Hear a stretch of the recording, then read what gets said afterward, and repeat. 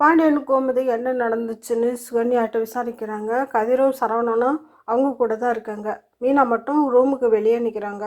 சுகன்யா அழுதுகிட்டே அது இதுன்னு பழி போட்டுக்கிட்டே இருந்தவங்க திடீர்னு ஒரு நாள் உடம்பு முடியலனாலும் கேட்காம என்னை அந்த பாடுபடுத்துகிறாங்க, வெளியே சொல்ல முடியாத அளவுக்கு என்ன ட்ரீட் பண்ணுறாங்கன்னு சொன்னதும் வெளியே நின்ன மீனாவுக்கு தெரிஞ்சிருச்சு இந்த அம்மா வேணும்னு தான் இப்படி சொல்கிறான்னு.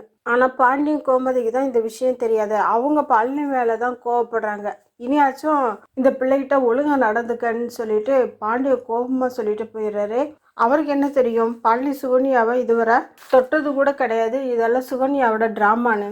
சுகன்யாவை படுக்க வச்சுட்டு வெளியே வந்த கோமதி, நீ இப்போ உள்ளே போய் அவளை தொந்தரவு பண்ணாத, உன்னையே என் தம்பின்னு சொல்லவே எனக்கு வெக்கமாக இருக்குன்ட்டு சொன்னதும் பழனி மனசுடைஞ்சு போய் வெளியே வந்து தேம்பி தேம்பி ஆடுறாரு. பாம்பா இந்த மனுஷன், இந்த சுகன்யாவோட கொடுமைக்கு எந்த கடை இல்லையா.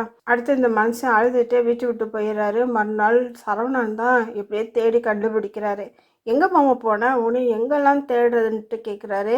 வீட்டுக்கும் கடைக்கும் பழனி வரலன்னு சொன்னதும் சரி ஏதாவது சாப்பிடுன்ட்டு சோடா வாங்கி கொடுக்குறாரு. வீட்டில் எல்லாரும் என்னை பற்றி என்ன நினைப்பாங்க, எனக்கு ரொம்ப அவமானமாக இருக்குன்ட்டு பழனி சொல்கிறாரு. அட விடு மாமா, எல்லாம் போக சரியாயிருன்ட்டு சரவணன் சொல்கிறாரு. டே மாப்பிள்ள, கல்யாணத்துக்கு முன்னாடி நான் எவ்வளோ ஜாலியாக இருந்தேன்.